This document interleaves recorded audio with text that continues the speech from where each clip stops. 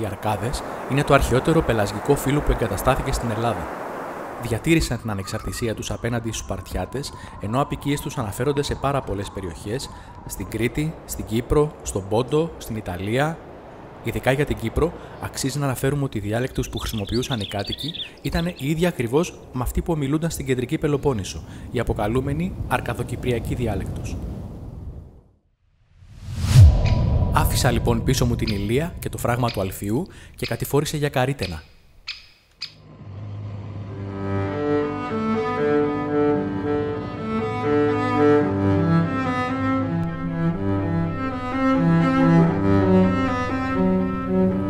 Χτισμένη σε ύψος 582 μέτρων, το Τολέδο της Ελλάδας, όπως την αποκαλούσε ο Καζαντζάκης, βρίσκεται στο σημείο που υπήρχε η αρχαία πόλη Βρένθη. Τα ερείπια της αρχαίας πόλης χρησιμοποιήθηκαν για την κατασκευή κάστρου το 13ο αιώνα, κάτι που μαζί με την τοποθεσία της έδωσε στρατηγική σημασία.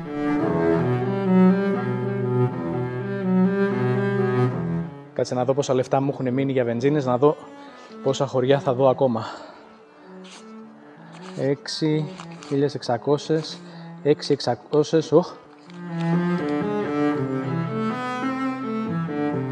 Το γεφύρι της Καρύτενας, που υπήρχε πάνω στο παλιό Πεντοχίλιαρο, χτίστηκε και αυτό κατά τον 13ο αιώνα και αφού έμεινε όρθιο για 700 χρόνια, ανατινάχθηκε τον 20ο αιώνα κατά τον εμφύλιο.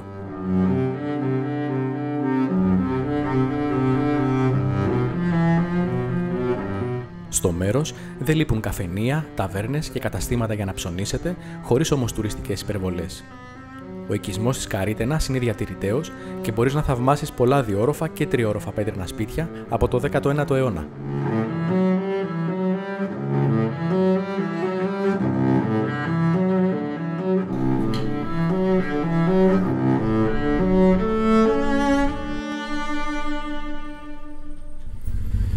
Σήμερα είναι 28 Οκτωβρίου, παιδάκια, και γίνεται της κακομοίρας. Κοίτα εδώ, ψηλό κτίριο με πέτρα. Λοιπόν, πάμε να συνεχίσουμε για Ελληνικό και Στεμνίτσα. Το ότι θα έσκαγα από τη ζέστη στην Καρύτενα 28 Οκτώβρη χωρίς να είμαι βαριά ντυμένος, δεν το περίμενα. Η Καρύτενα είναι στα 600 μέτρα περίπου. Τώρα ανεβαίνουμε ψηλότερα, θα πάμε σε πιο ψηλά χωριά. Ελπίζω να είναι καλύτερα. Πάντως είναι πανέμορφα.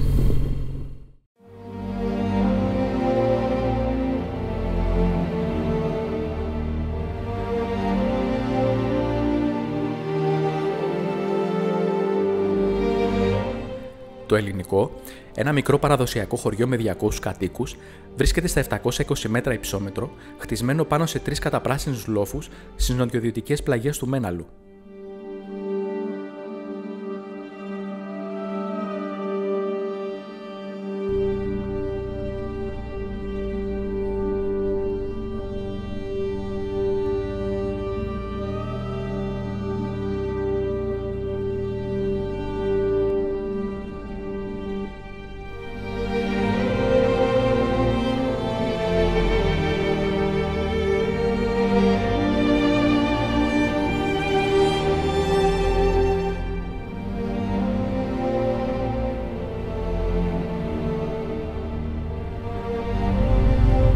Ωρες, είναι πολύ ωραία και η Στεμνίτσα. Έχω πολλά χρόνια να περάσω.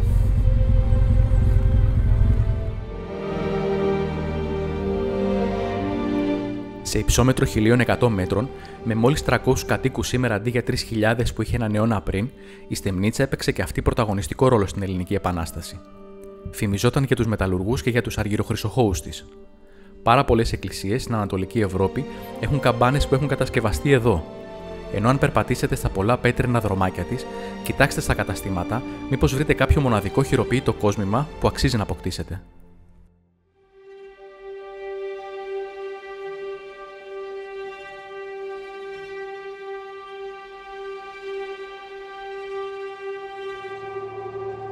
Λοιπόν, λαγκάδια, άκυρο για απόψε, γιατί ξέχασα ότι σήμερα τα ξημερώματα άλλαξε η ώρα. Οπότε είμαστε μια ώρα πίσω. Έχω λίγες ώρες μέχρι τη Δύση πια. Οπότε πάμε να σταματήσω στη Δημητσάνα, να πάρουμε και εκεί μερικά ωραία πλάνα και να συνεχίσω για Βιτίνα, όπου θα διανυκτερεύσω το βράδυ. Εντάξει, είναι πανέμορφα. Η Δημητσάνα φαίνεται στο βάθος. Νομίζω είναι η καλύτερη ώρα αυτή.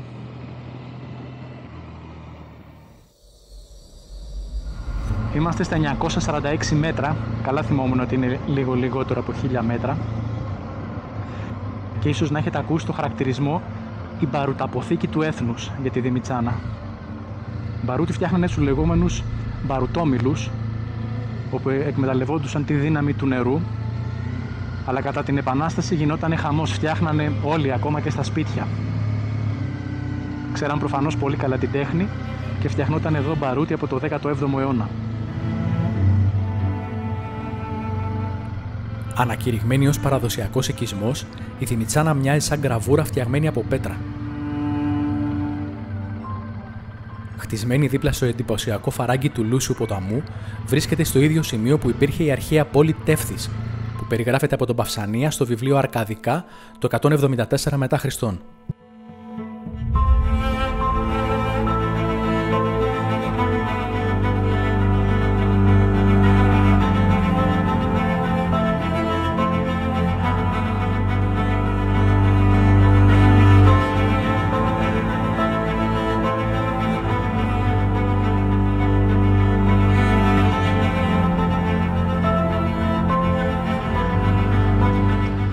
Όχι ανεμογεννήτρια στο Μέναλο. Είναι ένα θέμα και αυτό.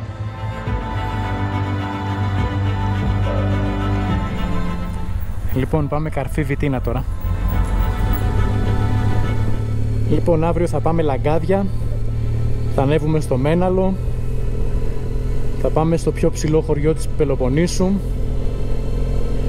θα πάμε στο Λιποβίτσι, όπου είναι το πατρικό σπίτι του Κολοκοτρώνη. Έχουμε αύριο πολλά πράγματα ωραία να κάνουμε.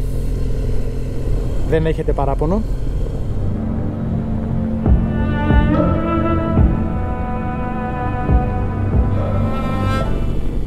Ω, ρε φίλε, ξαφνικά γέμισε ο τόπος έλατα.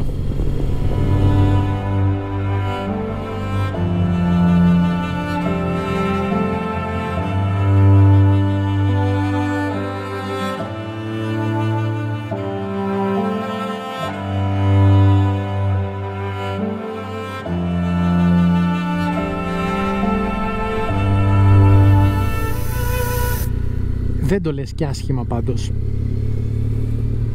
Εδώ είμαστε. Λοιπόν, παιδάκια,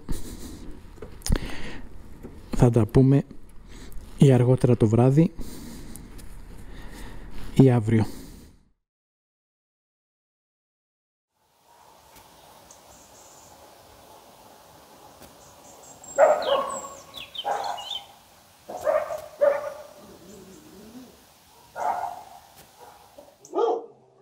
Λοιπόν, δεν ξέρω τι ήταν χειρότερα χτες. Ο φιλαράκος μας εδώ πέρα που γάβγιζε όλο το βράδυ, ή το ζευγάρι των Πακιστανών δίπλα που τσακωνόταν επίσης όλο το βράδυ. Λοιπόν, πάμε να ετοιμαστούμε, να φύγουμε για Λαγκάδια, γιατί η μέρα πια έχει μικρύνει. Στα 1040 μέτρα μέσα στα έλατα, η Βιτίνα είναι ίσως το ιδανικό μέρος ως βάση για να εξερευνήσετε το Μέναλο. Κυρίως λόγω τοποθεσίας, αλλά έχει και τη μεγαλύτερη υποδομή σε ξενώνας και εστιατόρια. Έχει καλό μέλι η Βιτίνα, άμα περάσετε, ειδικά από έλατο, έχει φανταστικό μέλι εδώ.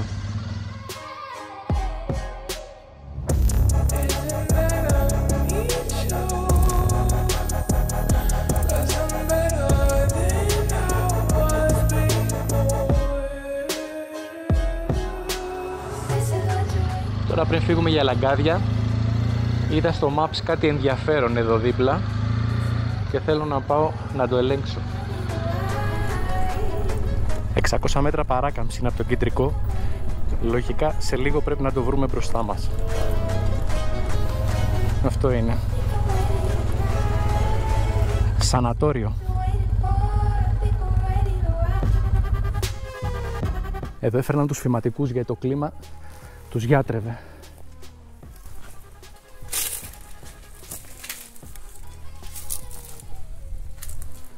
Πριν την ανακάλυψη των αντιβιωτικών, το ψηλό υψόμετρο, ο καθαρός αέρας και η καλή διατροφή ήταν τα μέσα θεραπείας για τη φυματίωση. Αυτό το μέρος γιάτρευε φυματικούς, φαντάσου σε σένα και σε μένα τι κάνει. Και όντως η κάθε ανάσα εδώ πέρα είναι πραγματική απόλαυση. Λοιπόν, και τώρα βούρια λαγκάδια. Ένα τμήμα της διαδρομής το είχα ξανακάνει το προηγούμενο βράδυ, αλλά είναι τόσο ωραία μέρη που δεν θα είχα πρόβλημα να το ξανακάνω άλλες 10.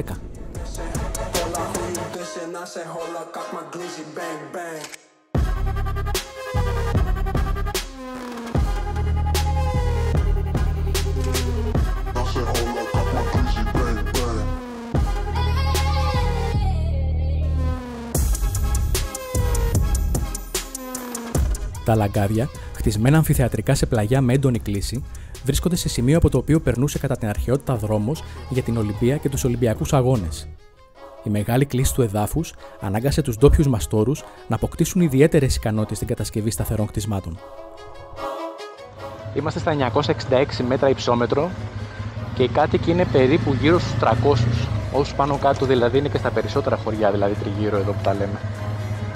Αν και παλιά, και όταν λέω παλιά εννοώ στις αρχές του 20ου αιώνα, τα λαγκάδια ήταν η μεγαλύτερη πόλη μετά την Τρίπολη σε όλη την Αρκαδία. Ζούσαν περίπου 7.000 άνθρωποι εδώ πέρα. Και ήταν και πολύ πλούσιος τόπος, γιατί οι Λαγκαδινοί ήταν πάρα πολύ καλοί μάστορες. Μαζί με τους Ιππηρώτες, οι Λαγκαδινοί ήταν οι καλύτεροι μάστορες της εποχής, και αν θεωρήσουμε ότι η Ήπειρος απελευθερώθηκε αρκετά μετά από την Πελοπόννησο, οι Λαγκαδινοί έτσι ήταν οι καλύτεροι μάστορες σε όλη την Ελλάδα. Λοιπόν, φεύγουμε και από εδώ τώρα και πάμε σε ένα χωριό που λέγεται Μαγούλιανα, που λένε ότι είναι το ψηλότερο χωριό όλης της Πελοποννήσου. Αλλού είδα ότι έχει ύψος 1250, αλλού είδα ότι έχει ύψος 1350. Είναι περίπου μισή ώρα από εδώ. Πάμε να το δούμε. Προσωπικά δεν έχω πάει ποτέ, θα είναι η πρώτη φορά.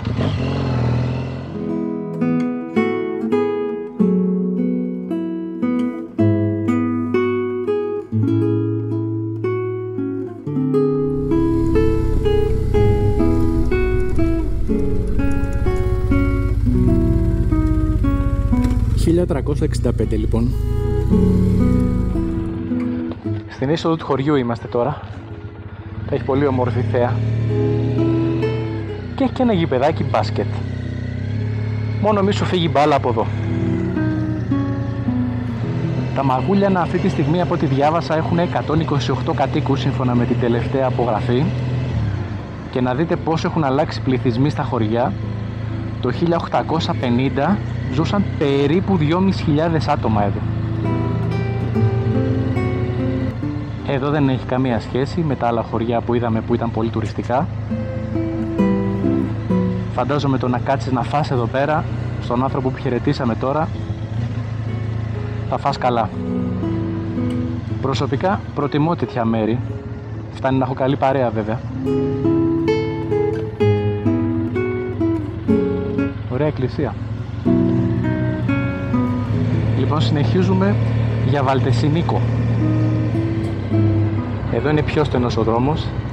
Αν έρθετε με αυτοκίνητο, ειδικά αν έχετε μεγάλο αυτοκίνητο, σε κάποια κομμάτια θα πρέπει να είστε λίγο προσεκτικοί. Αλλά περνάει στην κυριολεξία μέσα από το ελατόδασος. Ελατόδασος ή ελατοδάσος είναι.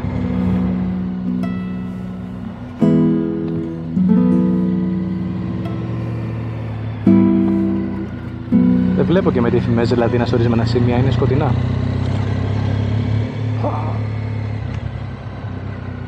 Ωρε φίλε. Προχτές ήμουνα σε ένα δάσος με βελανιδιές. Σήμερα είμαι σε ένα δάσος με έλατα. Τι ομορφιά είναι αυτή. Τι ομορφιά είναι αυτή. Τι έλατο, τι χαμός είναι εδώ πέρα μέσα. Από τις πιο όμορφες διαδρομές που έχω κάνει ever. Μαγούλιανα, Βαλτεσινίκο. Να το θυμάστε. Λοιπόν, σβήνω την κάμερα γιατί δεν έχει νόημα, έτσι. Θα πάρω όλη τη διαδρομή. Θα είναι μισή ώρα η διαδρομή, μόνο και μόνο αυτό το κομμάτι σε όλο το βίντεο. Δεν έχει νόημα. Θα μου τελειώσει και η μπαταρία. Στα 1118 μέτρα, το Βαλτεσινίκο, πιο απομονωμένα από τα προηγούμενα χωριά, δεν υστερεί σε ξενώνες ή ό,τι άλλο χρειάζεται ο επισκέπτης. Στην περιοχή υπήρχε σχολή ξυλογλυπτικής τέχνης, καθώς το μέρος φημιζόταν για τους τεχνίτες του ξύλου. Εντάξει, έχει πάρα πολλά χωριά η περιοχή. Έχει ένα για τον καθέναν, ανάλογα τα γούστα σας. Θα βρείτε αυτό που σας αρέσει και σας ταιριάζει περισσότερο.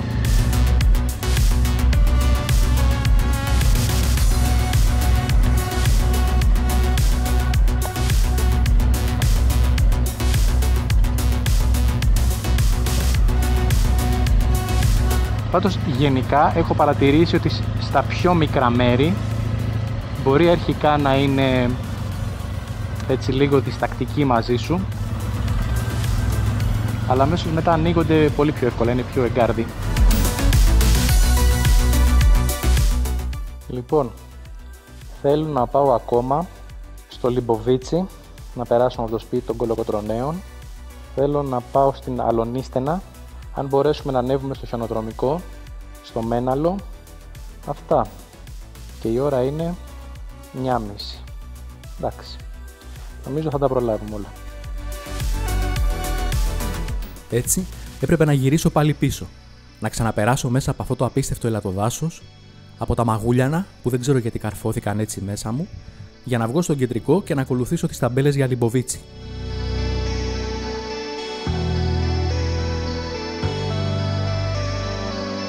Και εκεί που νόμιζα ότι τα είχα δει όλα, μου κρέμασε το σαγόνι από την ομορφιά. Πάρτε μια μικρή γεύση.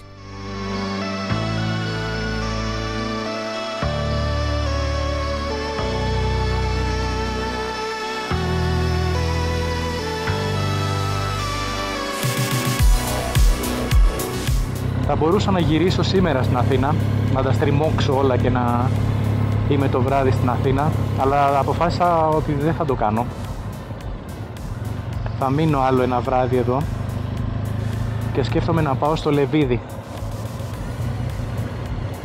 Δεν μπορώ να τα αφήσω αυτό το μέρος. Είμαι σίγουρος ότι αρκετοί από σας θα έρθετε Αρκαδία μετά από αυτό το βίντεο.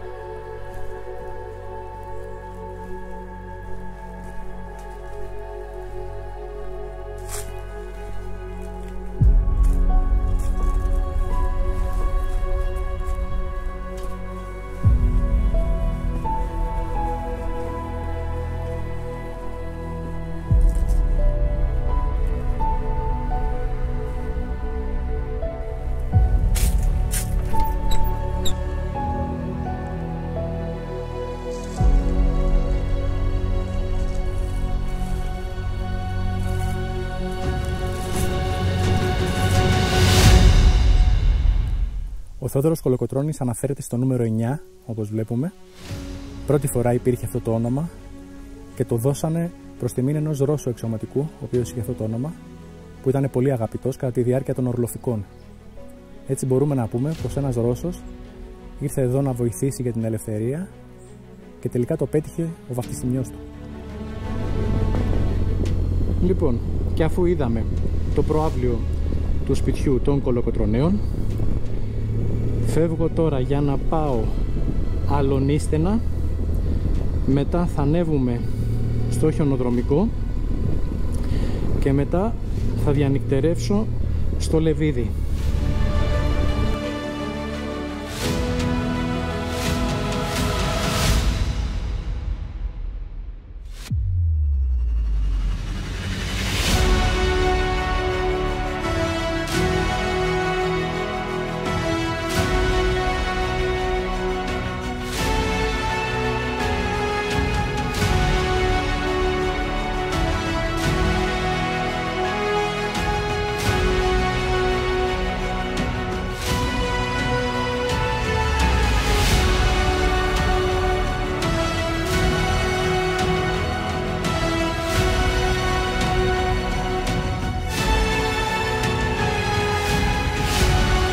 Εδώ είναι θαμμένη η μητέρα του Κολοκοτρώνη.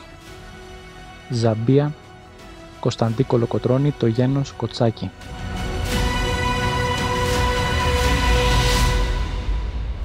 Έτσι, οι κριτικοί τονίζουν τις χανιώτικες ρίζες της μάνας του Κολοκοτρώνη, οι αρκάδες καμαρώνουν για το Λιμποβίτσι, η Μεσίνη γιατί γεννήθηκε στο Ραμοβούνι και γιατί ο γενάρχης της οικογένειας Τσεργίνης ήταν Μεσίνιος.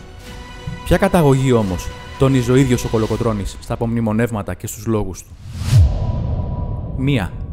Ήταν Έλληνας. Έχω ανέβει αρκετά ψηλά. Πρέπει να έχω περάσει τα 1500 μέτρα. Νομίζω το χιονοδρομικό είναι πάνω από τα 1600. Κάνει αρκετή ψύχρα πια. Να δω αν θα αντέξω μέχρι πάνω ή αν θα σταματήσω για να βάλω μια ζακέτα ακόμα. Τώρα είμαστε πια πολύ κοντά στη ζώνη όπου σταματάνε τα δέντρα. Αυτό έχει το καλό του το ότι πια δεν είμαι στη σκιά και ο ήλιος με ζεσταίνει λίγο, γιατί να είναι αυτή η κορυφή του Μέναλου. Να το χιονοδρομικό.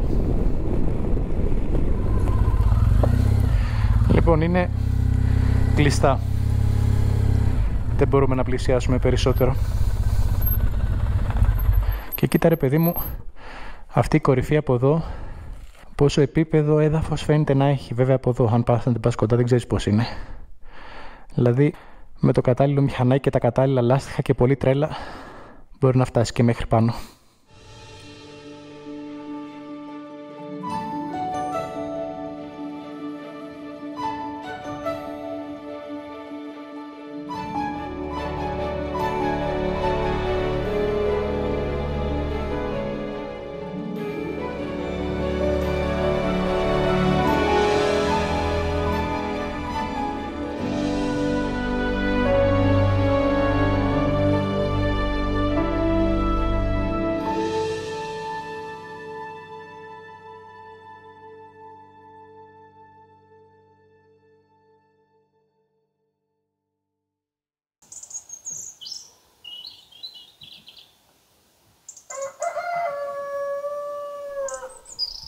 Αφού λοιπόν ξημέρωσε για τα καλά, ετοιμάσαμε πρωινό μαζί με έναν καινούριο φίλο, αν και εκείνος δεν χόρτασε, και βγήκα για να αποχαιρετήσω το Λεβίδι.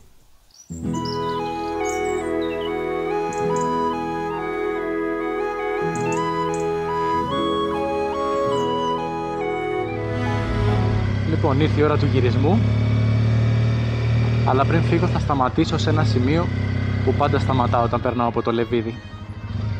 Έχει αφήσει και η ζέστη για αυτή την ημερομηνία που είμαστε. Σε λίγο θα μπει ο Νοέμβρης και με το κοντομάνικο μέσα από το μπουφάν χωρίς επένδυση και σκάω. Όσοι δεν πιστεύουν στην κλιματική αλλαγή μάλλον θα πρέπει να αλλάξουν γνώμη. Το Λεβίδι για αυτό για το οποίο είναι γνωστό είναι για τον μεγάλο αριθμό αποφύτων πανεπιστημίου που έχει από τις αρχές του 20ου αιώνα. Έχει βγάλει πολλούς επιστήμονες δηλαδή. Και φτάσαμε στο σημείο που θέλω να σας πω. Καλημέρα. Ένα ψωμάκι θέλω να πάρω.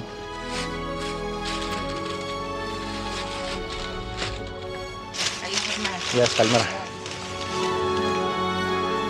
Αφού πήρα ένα ζυμωτό ψωμάκι ψημένο στα ξύλα που ακόμα έκαιγε, ξεκίνησα για το γυρισμό, εννοείται όχι από εθνική. Θα περάσουμε εκεί ανάμεσα σε αυτή τη ράχη και θα βγούμε από πίσω. Είναι πολύ ωραίο πέρασμα.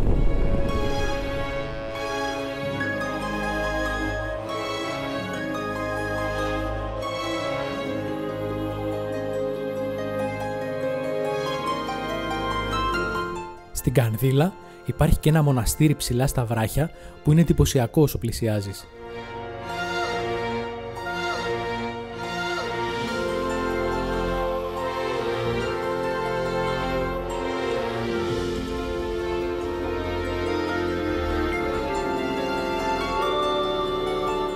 Να τρως φρέσκο ζυμωμένο ψωμάκι ψημένο στα ξύλα σε ένα τέτοιο μέρος.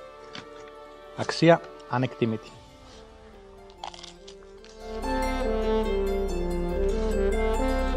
Το πέρασμα της Κανδύλας, τελευταία ορεινή διαδρομή στο ταξίδι μας, περνά δίπλα από τη λίμνη στην Φαλία και οδηγεί στην Εμαία.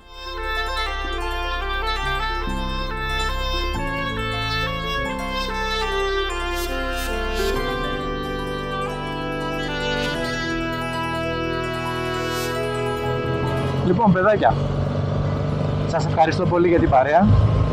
Ελπίζω να περάσατε ωραίο όπως πέρασα και εγώ. Ελπίζω να μπόρεσα να σας μεταφέρω την εμπειρία μου όσο το δυνατόν καλύτερα. Και τώρα, σαν αφορά τον επόμενο προορισμό, έχει μπει ήδη μέσα στο κεφάλι μου όταν μπορέσω να το κάνω. Και όχι, αυτή τη φορά δεν θα είναι ούτε Πελοπόννησος ούτε Κρήτη. Λοιπόν, να είστε καλά. Θα τα πούμε. Τώρα βολτάραμε ως επιτοπλίστων γύρω από το Μέναλο. Η Αλκαδία... Τι λέω ρε πούστη.